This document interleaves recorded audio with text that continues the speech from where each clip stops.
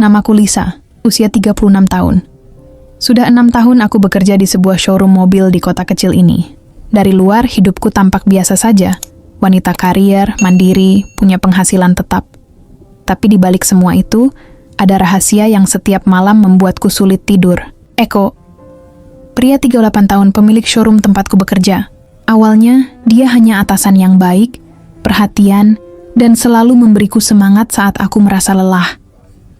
Tapi, entah sejak kapan, tatapan kami berubah. Ada sesuatu di antara kami yang tak bisa dijelaskan dengan kata-kata. Setiap kali dia memanggil namaku dengan nada lembut, dunia seolah berhenti sesaat. Namun setiap kali aku pulang ke rumah, rasa bersalah menampar hati ini tanpa ampun. Aku tahu ini salah, tapi perasaan terkadang tak mengenal logika. Dan malam itu, semuanya berubah. Satu keputusan yang kusesali sepanjang hidup. Inilah kisahku tentang godaan, cinta, dan penyesalan yang datang terlalu terlambat. Namaku Lisa, 36 tahun. Sudah hampir 6 tahun aku bekerja di sebuah showroom mobil di kota kecil Jawa Tengah. Sehari-hari aku bertugas melayani pelanggan, mengatur jadwal test drive, dan terkadang ikut membantu tim administrasi. Lingkunganku terasa seperti keluarga kecil, ramai, tapi hangat. Eko, pemilik showroom, usianya 38 tahun. Dari awal aku bekerja, dia dikenal sebagai sosok tegas tapi bijak. Ia jarang marah, tapi sekali bicara, semua orang diam mendengarkan. Aku mengaguminya, meski hanya sebatas rasa hormat pada atasan. Setidaknya, itu yang kukira dulu. Suamiku, Rudi, bekerja di luar kota. Kami jarang bertemu. Hubungan kami kian hambar seiring waktu. Pesan singkat darinya makin jarang, telepon kadang hanya basa-basi. Aku mencoba bertahan, meyakinkan diri bahwa jarak hanyalah ujian. Tapi setiap kali malam datang, kesepian seperti menghantam dinding hati yang mulai rapuh. Suatu siang, Eko memanggilku ke ruangannya. Ia meminta bantuanku mempersiapkan proposal kerja sama dengan dealer besar. Kami duduk berdampingan, membahas berkas-berkas di mejanya. Tak sengaja, tanganku menyentuh tangannya. Hanya sepersekian detik, tapi cukup membuat jantungku berdegup lebih cepat dari biasanya. Eko tersenyum kecil, lalu melanjutkan pekerjaannya seolah tak terjadi apa-apa. Tapi sejak hari itu, ada jarak aneh yang justru terasa semakin dekat. Hari-hari berikutnya, Eko lebih sering menegurku dengan perhatian kecil. Menanyakan apakah aku sudah makan, memberi teh hangat saat lembur, bahkan memujiku karena rapi bekerja. Awalnya aku menolak perasaan itu. Aku tahu batasnya. Tapi semakin kutahan, semakin sulit dikendalikan. Ia hadir seperti ketenangan yang lama hilang dari rumahku sendiri. Sore itu, setelah jam kantor usai, Eko menawarkan tumpangan. Hujan turun deras, dan aku tidak membawa jas hujan. Di dalam mobil, kami diam cukup lama. Hanya suara wiper dan rintik air di kaca yang terdengar. "Lisa," katanya pelan, "kamu terlihat lelah belakangan ini. Ada yang kamu sembunyikan?" Aku hampir tak mampu menjawab. Ada getar halus dalam suaranya, seperti seseorang yang mengerti tanpa harus bertanya. Dalam diam itu, aku sadar. Aku mulai goyah. Mobil berhenti di depan rumahku, tapi aku tak segera turun. Kami hanya saling menatap, tanpa kata. Dan di antara tatapan itu, ada sesuatu yang seharusnya tidak terjadi. Namun entah kenapa terasa begitu sulit dihindari. Sejak malam hujan itu, hubungan kami berubah tanpa perlu kata. Setiap kali bertemu di kantor, ada jeda aneh antara sapaan dan senyuman. Pandanganku selalu mencari sosoknya, bahkan di tengah kesibukan. Aku berusaha menganggap semua ini sekadar kekaguman sesaat, tapi hati seringkali lebih jujur daripada pikiran. Eko mulai sering memintaku menemaninya menghadiri pertemuan klien.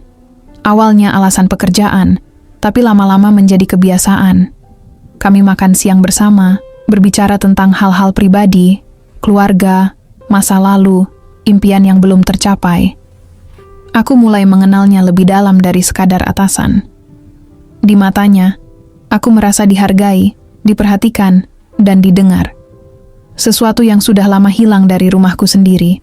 Namun di balik setiap perhatian, ada bayangan rasa bersalah yang terus menghantui. Setiap kali pulang dan melihat foto suamiku di dinding, dadaku sesak. Aku tahu aku melangkah terlalu jauh, tapi sulit berhenti. Rudi tak pernah tahu. Ia masih sibuk bekerja di luar kota, jarang pulang, dan kadang hanya menanyakan kabar seadanya. "Kamu baik-baik aja kan, Liz?" katanya lewat telepon. Aku selalu menjawab, "Iya, Mas. Baik." Padahal hatiku berantakan. Suatu sore, kami lembur di showroom. Semua karyawan sudah pulang, tinggal aku dan Eko menyelesaikan laporan akhir bulan. Lampu redup, udara dingin, dan suasana begitu tenang. Ia menghampiriku, memberikan jaketnya karena aku menggigil. "Kamu kerja terlalu keras," ucapnya. Aku hanya tersenyum lemah. Detik berikutnya, semuanya seperti di luar kendali. Tatapan kami saling menaut, dan tanpa berpikir panjang, aku membiarkan jarak di antara kami hilang begitu saja. Saat itu aku tak memikirkan apapun, tidak tentang suamiku, tidak tentang salah atau benar, hanya kehangatan sesaat yang menenangkan luka lama. Namun malam itu juga menjadi awal dari segalanya. Hari-hari berikutnya aku merasa kehilangan arah. Setiap kali bertemu Eko, aku merasa dekat sekaligus jauh. Hubungan itu tidak pernah kami bicarakan, tapi kami berdua tahu ada sesuatu yang berubah. Aku mulai sulit tidur, dihantui rasa bersalah yang tak bisa kuhapus. Dan suatu pagi, ketika aku membuka ponsel, ada pesan singkat dari istri Eko. Hanya satu kalimat yang membuat seluruh tubuhku gemetar. "Saya tahu semua tentang kalian." Pagi itu terasa begitu berat.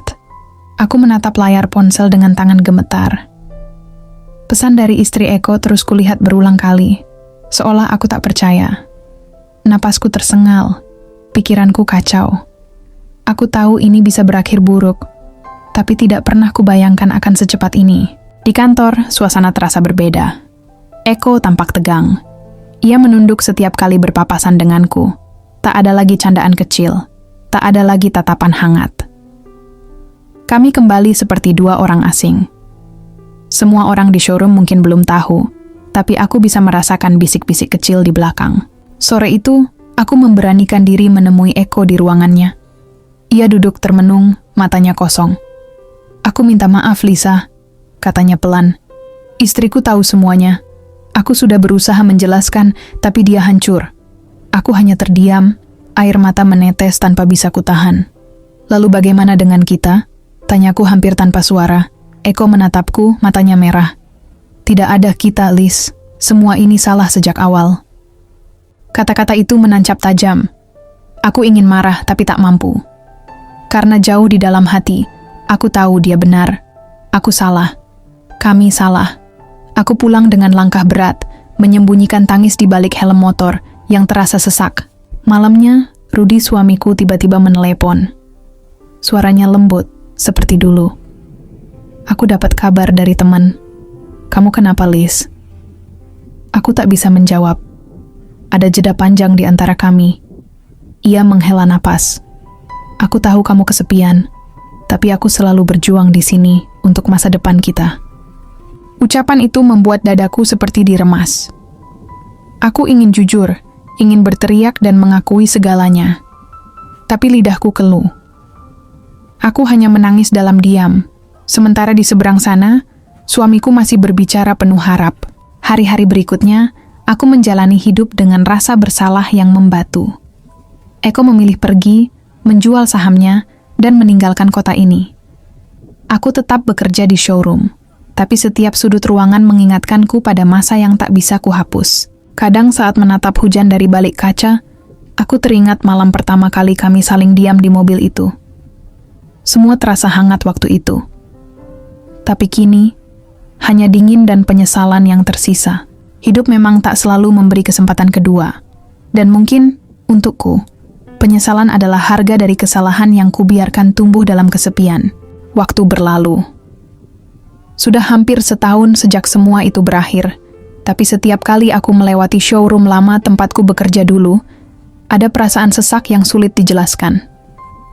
Aku sudah berhenti bekerja di sana. Tak kuat rasanya menatap ruang-ruang yang dulu penuh kenangan dan penyesalan. Sekarang aku bekerja di toko kecil milik temanku. Hidup sederhana, tapi tenang. Aku belajar berdamai dengan masa lalu, meski bayangannya masih sering datang dalam mimpi. Kadang aku teringat Eko, bukan sebagai pria yang membuatku jatuh, tapi sebagai pelajaran tentang bagaimana hati manusia bisa lemah ketika kesepian. Rudy akhirnya tahu segalanya. Ia mengetahui hubungan kami lewat seseorang yang tak sengaja bercerita. Hari itu adalah hari terberat dalam hidupku. Tatapan kecewanya lebih menyakitkan dari apapun. Ia tidak marah, hanya diam lama. "Aku cuma ingin tahu, Liz," katanya dengan suara bergetar. "Kenapa kamu nggak cerita kalau kamu kesepian?" Aku tak bisa menjawab, karena pada kenyataannya, aku sendiri tak tahu kapan semua ini mulai salah. Hanya perasaan kosong yang perlahan menuntunku ke jurang. Beberapa bulan kemudian, Rudy memutuskan untuk berpisah. Kami bercerai dengan tenang.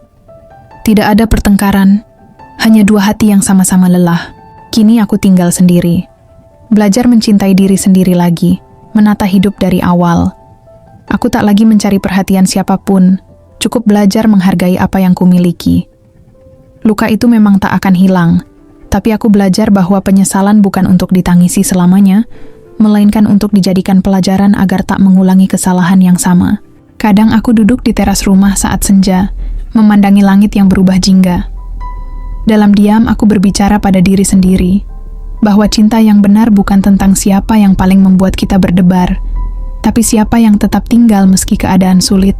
Dari kisah Lisa, kita belajar bahwa kesepian bisa menjadi ujian paling berat dalam sebuah hubungan. Kadang bukan karena tak ada cinta, tapi karena jarak dan waktu membuat hati perlahan mencari hangat di tempat lain. Namun setiap keputusan yang lahir dari luka, selalu meninggalkan bekas yang sulit dihapus. Setia bukan hanya soal bersama, tapi tentang menjaga hati saat orang yang kita cinta sedang jauh. Karena sekali kepercayaan itu retak, tidak ada yang benar-benar sama lagi. Cinta yang sejati tidak mencari kenyamanan sementara, tapi bertahan meski keadaan terasa dingin dan sunyi. Dan pada akhirnya, penyesalan tidak akan mengubah masa lalu, tapi bisa menjadi pengingat agar kita tak salah memilih arah di masa depan.